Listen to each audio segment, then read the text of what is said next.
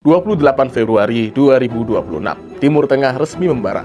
Dunia sedang diambang jurang perang besar. Amerika Serikat dan Israel membombardir jantung pertahanan Iran.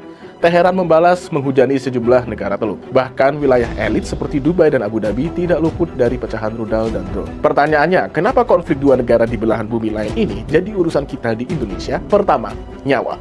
Ada hampir 185.000 WNI kita yang sedang bekerja dan menetap di zona konflik aktif tersebut. Kedua, ini soal isi dompet dan periuk nasi kita.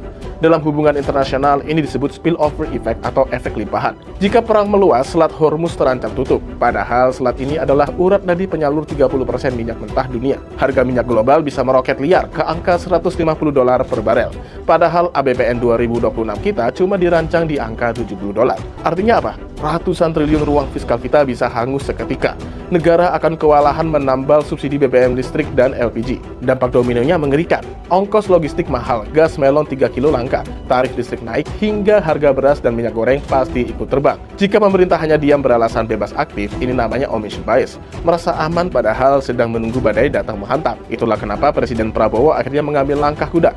Indonesia menolak sekedar jadi penonton atau tumbal krisis geopolitik. Kemlu RI melempar sinyal bahwa Presiden Prabowo bersedia bertolak langsung ke Teheran untuk melakukan mediasi. Ini bukan sekedar cari panggung. Ini adalah praktik nyata middle power diplomasi.